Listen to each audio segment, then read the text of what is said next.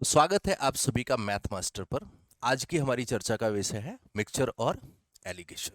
ये तो मिक्सचर और एलिगेशन का यूज अलग अलग टॉपिक में आप लोग करते ही रहते हो सवालों को सॉल्व करने के लिए, चाहे वो सवाल प्रॉफिट एंड लॉस का हो, परसेंटेज हो, एसआई हो, रेशियो, एवरेज, है ना।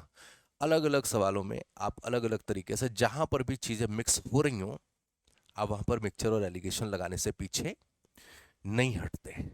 लेकिन आज हम लोग चर्चा करेंगे पर्टिकुलर मिक्सचर और एलिगेशन के टॉपिक के कॉन्सेप्ट पर। ये वो कॉन्सेप्ट हैं जो इस टॉपिक से अमूमन सबसे ज्यादा पूछे जाते हैं। ऐसे दो कॉन्सेप्ट हैं, सिर्फ एक नहीं। और ये दोनों कॉन्सेप्ट में आपसे डिस्कशन करूंगा। और मजेदार बात यार ये है इसमें कि ये बड़े कंफ्यूजिंग है। कंफ्यूजिंग कैसे हैं? क्योंकि इनकी जो पहचान है वो बड़ी मिलती जुलती है। बच्चे को कंफ्यूजन यही होता है कि उसे पता ही नहीं लगता है। वो पहले सवाल का कॉन्सेप्ट दूसरे वाले में लगा देता है और दूसरे वाले का कॉन्सेप्ट पहले वाले में लगा के सवाल को गलत कर लेता है। मैं पूरी कोशिश करूंगा कि आपको इस तरीके से ये चीजें समझाऊं कि कभी भी आप फ्यूचर में ऐसी कोई भी गलती ना करो। और जब भी आपके एग्जाम में, आपके मॉक टेस्ट में, आपकी प्रैक्टिस के दौरान इस तरीके का कोई भी सवाल आए तो आप उसे बेहतर तरीके से कम टाइम में सॉल्व कर पाओ। सवाल की पहचान क्या है मैं आपको समझा दे रहा हूं। मैं दोनों सवालों की पहचान को समझाऊंगा जिससे कि आपके कंफ्यूजन को थोड़ा सा कम कर सकूं। और दोनों सवालों के सॉल्व करने के तरीके मैं अलग अलग सेशंस में डिस्कस कर दूंगा, है ना। आपकी कंफ्यूजन दूर हो जाएगी, इस चीज के लिए आप परेशान मत होइएगा। सवालों की पहचान कुछ ऐसे है कि यहां पर आपसे बोला जाएगा कि एक मिक्सचर ए है और दूसरा एक मिक्सचर बी है ना, जिसमें कोई भी वो मिक्सचर ले सकते हैं। वो एसिड वाटर ले लेंगे, वो जिंक कॉपर ले लेंगे, वो कोई भी रख सकते हैं। तो जिंक और कॉपर का मिक्सचर ए, जैसा कि एग्जाम्पल में दिया गया, मैं वहीं से पिक कर ले रहा हूं कि जिंक और कॉपर का मिक्सचर ए है और दूसरा मिक्सचर बी है। आपसे ये कहा जाएगा, जैसा सवाल में दे रखा है, कि इन्हें हमने 2 और 3 के रेशियो में मिलाया।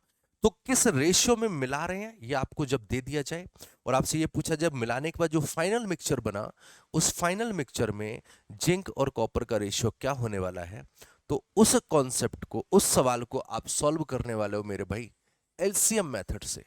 क्यों एलसीएम मेथड से करेंगे इस पे चर्चा करते हैं। पहले अभी मुझे डिस्क्राइब कर लेने दो कि आप किस तरीके से दोनों तरीकों के सवालों को क्लासिफाई कर सकते हो, अलग अलग कर सकते हो, जिससे कंफ्यूजन ना हो। तो अभी मैंने क्या बताया कि 2 मिक्सचर रहेंगे, उन्हें किस रेशियो में मिलाया ये दिया जाएगा और आपसे पूछा जाएगा कि फाइनल मिक्सचर में अनुपात क्या है। तो पहचान यही हो जाएगी कि फाइनल मिक्सचर का वो आपसे अनुपात पूछ रहे होंगे। और अगर यहीं पर इन दोनों मिक्सचर को मिला रहे हो और आपको ये बोल दो कि फाइनल मिक्सचर का अनुपात तो ये है, बट हमें ये बताओ कि मिलाया किस रेशियो में, है ना। बिल्कुल सिमिलर दिख रहा है ना कि पहले क्या था कि किस रेशियो में मिलाया, वो डाटा दे दिया था। फाइनल मिक्सचर का रेशियो आपसे पूछ रहे थे। अब आपसे फाइनल मिक्सचर का रेशियो दे दिया और पूछे किस अनुपात में मिलाया गया, तो फिर आप उस सवाल को लगाएंगे एलिगेशन मेथड से। इस तरीके के सवाल हम लोग नेक्स्ट वीडियो में जरूर आपसे डिस्कस करेंगे जिससे कि आपकी कंफ्यूजन दूर हो जाए। फिलहाल आज हम लोग करेंगे एलसीएम मेथड पर चर्चा। इसका मतलब आज हम लोग वो सवाल लगाने वाले हैं जिनमें 2 मिश्र धातु है या 2 मिक्सचर किस रेशियो में मिलाए जा रहे हैं, ये डाटा दिया जाएगा और आपसे फाइनल मिक्सचर का रेशियो पूछा जाएगा। क्लियर है? पहचान क्लियर हो गई? अब जरा इन सवालों को लगाने की टेक्निक समझते हैं। ये सवाल आपसे पूछा गया एसएससी सेजियल मेंस 2018 में। तो यहां पर आपको दे रखा है कि मिश्र धातु ए जो है उसमें आपको कॉपर और जिंक का रेशियो दे दिया मेरे भाई 3:4। और उसी तरीके से धातु जो बी है उसमें रेशियो आपको दे दिया है 5:9। ये 2 मिक्सचर आपको दे रखे। तो अगर मैं यहां से पूछूं कि मिक्सचर ए, धातु ए कितना है, तो आप कहोगे 3 और 4 7 यूनिट धातु ए है। और अगर धातु बी की बात करूं तो 5 और 9 14 यूनिट है। तो धातु ए 7 यूनिट हुई, धातु बी 14 यूनिट हुई। 7 और 14 का एलसीएम कितना हो जाएगा? आप कहेंगे 14। ये एलसीएम हमने क्यों लिया, इसके पीछे की वजह भी आपके साथ डिस्कस करूंगा, डोंट वरी। तो हमने एलसीएम ले लिया 14। अब इनका कहना कुछ ऐसा है कि ये जो मिश्र धातु हैं इन्हें हमें लेना है 2:3 के रेशियो में। जो ए धातु है उसको हम 2 यूनिट लेंगे, तो जो बी धातु है उसे हम 3 यूनिट लेंगे और एलसीएम को इसमें इन्वॉल्व कर दीजिएगा। तो 2 × 14, ए हम कितना लेंगे 28 यूनिट और बी कितना हो जाएगा 3 × 14, ये हो जाएगा 42 42 यूनिट। निकाल लिया। अब अगर देखा जाए तो ए और बी जो है वो 2:3 के रेशियो में है, टेंशन खत्म। अच्छा, कई बार इस सवाल में ये भी बोला जाएगा कि समान मात्रा में मिलाया गया, समान मात्रा में मिलाया गया, इसका मतलब इनडायरेक्टली उन्होंने दे रखा है रेशियो 1:1 के रेशियो में मिलाया गया, तो दोनों धातुएं 14-14 यूनिट कर देना है आपको, ठीक है। तब भी आपसे फाइनल मिक्सचर का ही रेशियो पूछा जाएगा। अच्छा, अब एलसीएम में हमने क्यों लिया था यार? एलसीएम में इसलिए लिया था कि अब जब हम इन मिक्सचर्स को ब्रेक करेंगे 3:4 के रेशियो में और 5:9 के रेशियो में, तो एलसीएम की वजह से हमें फ्रैक्शन नहीं मिलेगी, और फ्रैक्शन नहीं मिलेगी इसका मतलब हमारा जो सवाल है वो बड़ी आसानी से सॉल्व हो जाएगा, हमें कोई भी समस्या नहीं आएगी। तो अब अगर यार 28 को अगर मैंने 3:4 में ब्रेक किया और कॉपर और जिंक पता करने के लिए बोला, तो 28 को अगर 3:4 में ब्रेक करोगे तो ये हो जाएगा आपका 12 और 16 हो जाएगा। और उसी तरीके से अगर मैं ये धातु बी है जहां पर कॉपर और जिंक का रेशियो आपको दिया गया है 5:9, तो अगर मैं इस 42 को 5:9 में ब्रेक करूं, 14 तिहाई 42, 5 तिहाई 15 और 9 तिहाई 27, तो ये हो गया कॉपर और जिंक, कंप्लीट हो गया। अब क्या करना है? अब तो काम खत्म ही हो गया, सारा डिस्कशन आपके सामने रखा हुआ है। इन्होंने कहा इन्हें मिलाओ, तो मिला देना। जब मिलाओगे तो कॉपर कितना हो जाएगा? 12 यूनिट कॉपर यहां से मिल रहा है, 15 यूनिट कॉपर यहां से मिल रहा है, तो 12 और 15 27 यूनिट हो जाएगा आपके पास कॉपर। और उसी तरीके से अगर मैं जिंक के बारे में बात करूं तो 16 यूनिट जिंक इधर पे है, 27 यूनिट जिंक इधर पे है, टोटल करने पर ये आ जाएगा 43 यूनिट। तो जो इन्होंने बोला है कि इन्हें मिलाने पर एक नई मिश्र धातु बन रही है सी, तो सी में कॉपर और जस्ते, कॉपर और जिंक का हमें रेशियो बताएगा, तो आपने पहले से ही फाइंड आउट कर लिया 27:43, आपका यहां से ऑप्शन ए करेक्ट हो जाएगा। समझ गए? ये सवाल आपका एसएससी सीजीएल मेंस के पेपर में पूछा गया है, राइट? मतलब अच्छे लेवल के सवाल तो हैं ही ये। पता करने का तरीका क्या है? आपसे पूछा जाएगा फाइनल मिक्सचर का रेशियो बताइएगा, यूज करने का तरीका, सॉल्व करने का तरीका क्या है? एलसीएम मेथड यूज कर दीजिएगा, आप बड़ी आसानी से सवाल को सॉल्व कर पा रहे होगे। अब एक दो एग्जांपल और लगाते हैं, आपको और ज्यादा समझ में आएगा, है ना। और ये कॉन्सेप्ट इतना इंपॉर्टेंट है आप लोगों के लिए कि इसको कोई भी मिस मत करना, कोई भी छोड़ना मत यार, है ना। अगर हम ऐसे कॉन्सेप्ट्स के सवालों को भी अगर छोड़ना शुरू कर दिए तो मैं यही मानूंगा कि शायद फिर सिलेक्शन लेना काफी मुश्किल है, क्योंकि ये इस तरीके के कॉन्सेप्ट होते हैं जो कहीं ना कहीं आपका सिलेक्शन फाइनल कर रहे होते हैं, अगर आप इस तरीके के सारे कॉन्सेप्ट पर काम कर रहे हो, राइट। चलिए, अब जैसे अगला सवाल दे रखा है कि मिश्र धातु ए है, उसमें एक्स और वाई धातु का अनुपात दे रखा है। अब इसमें कॉपर और जिंक ना देकर के इन्होंने एक्स और वाई धातुएं बोल दी। तो मिक्सचर जो ए था उसमें इन्होंने रेशियो दिया है आपको 5:2, और वहीं पर मिक्सचर जो बी है उनमें इन धातुओं का रेशियो कितना है? 3:4। तो यार 5 और 2 कितना बनाएगा? 7 बनाया। ये 3 और 4 ने कितना बनाया? इन्होंने भी 7 बनाया। तो 7 और 7 का अगर मैं एलसीएम निकालूं तो एलसीएम कितना हो गया? सबसे पहला काम एलसीएम हो गया 7, राइट। अब इन्होंने बोला है कि हमें एक मिश्र धातु सी बनानी है जिसमें ए और बी का हमने रेशियो लेना है। ए और बी को हम मिलाएंगे 4 और 5 के अनुपात में। तो बता दिया किस रेशियो में मिला रहे हो।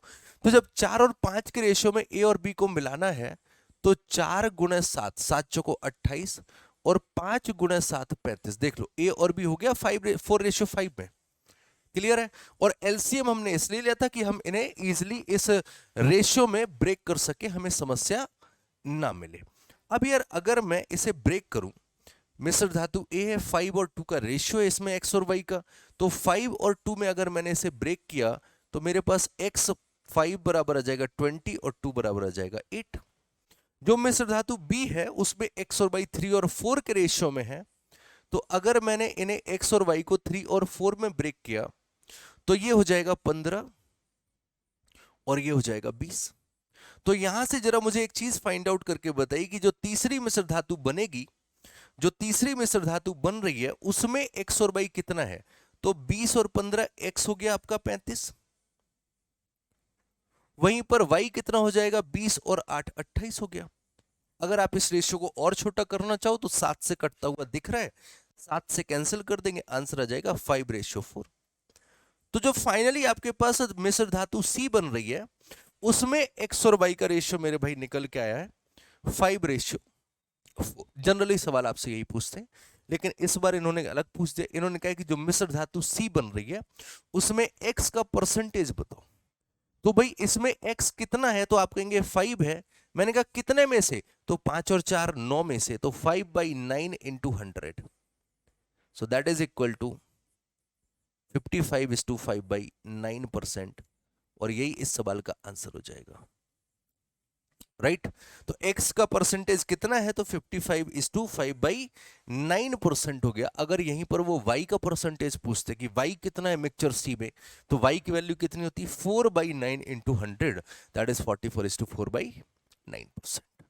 तो अब कभी भी आपसे इस तरीके से सवाल पूछा जाएगा एलसीएम मेथड पे, तो आप बड़ी आसानी से सॉल्व कर पाओगे। किसी भी तरीके का सवाल पूछा जाए, मैंने डिटेल्ड कॉन्सेप्ट आपके सामने डिस्कस कर दिया है, तो अब कभी भी ऐसा सवाल आएगा तो आप बड़ी आसानी के साथ सॉल्व कर पाओगे। बस एक ही चीज मैं आपको बताता हूँ, ये जितनी भी वीडियोस मैं आप लोगों के लिए बना रहा हूँ, आप लोगों को देता हूँ, ये सब आपके एग्जाम के लिए बहुत ज्यादा फ्रूटफुल है, बहुत बेनिफिशियल है। चाहे वो CHSL मेंस का एग्जाम हो जो अभी 26 जून को होना है, चाहे CGL प्री का एग्जाम हो, है ना, उन्हीं को सबको दिमाग में रख के आपको ये डाटा दिया जा रहा है, आपके लिए ये मेहनत की जा रही है। तो इसको यार थोड़ा सा डेडिकेशन के साथ में फॉलो कीजिएगा। जो भी चीज़ें मैं आपको बताता हूँ, लाइव क्लास के लिए भी कुछ बच्चों ने डिस्कशन किया था, तो मैंने कहा था कि लाइव के बारे में भी बात करेंगे, बट मेन मुद्दा है पढ़ाई होनी चाहिए, तो वो ज़्यादा ज़रूरी है, चाहे रिकॉर्डेड हो चाहे लाइव हो, है तो आप ही के लिए ना, राइट। चलिए, तो उम्मीद करते हैं ये कॉन्सेप्ट आप समझ पाए होंगे। अब एक काम कीजिएगा मेरे भाई, एक सवाल मैं आपके सामने रख रहा हूँ और इसको मिल के लगाते हैं सब लोग। मिक्सचर ए में चॉकलेट और दूध का रेशियो आए है टेस्टी वाला सवाल है ना ये तो। मिक्सचर ए में चॉकलेट और दूध रेशियो है 4:5, और मिक्सचर बी में चॉकलेट और दूध का रेशियो है 5:2। तो फिर से 7 और 7 की बात कर दी है, इसका मतलब एलसीएम यहां पर भी कितना हो जाएगा, 7 ही हो जाना है। अब इन्होंने मिक्सचर ए बोला है, ये हो गया मिक्सचर ए, और इधर पे हो गया मिक्सचर बी।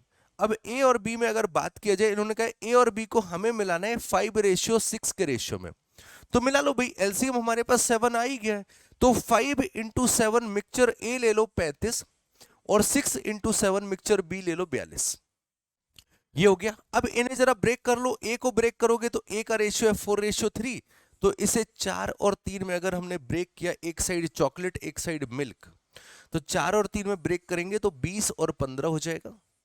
वहीं पर अगर मैंने इसे ब्रेक किया, जो बी है, तो चॉकलेट और मिल्क, बी में चॉकलेट और मिल्क है 5:2, इसे 5:2 में ब्रेक करोगे, 7 × 42, तो 5 × 30 और 6 दूनी 12, 5:2 हो गया। अब इन्होंने पूछा है कि जो नया मिक्सचर बनना है, अब इन्हें मिला दो मेरे भाई।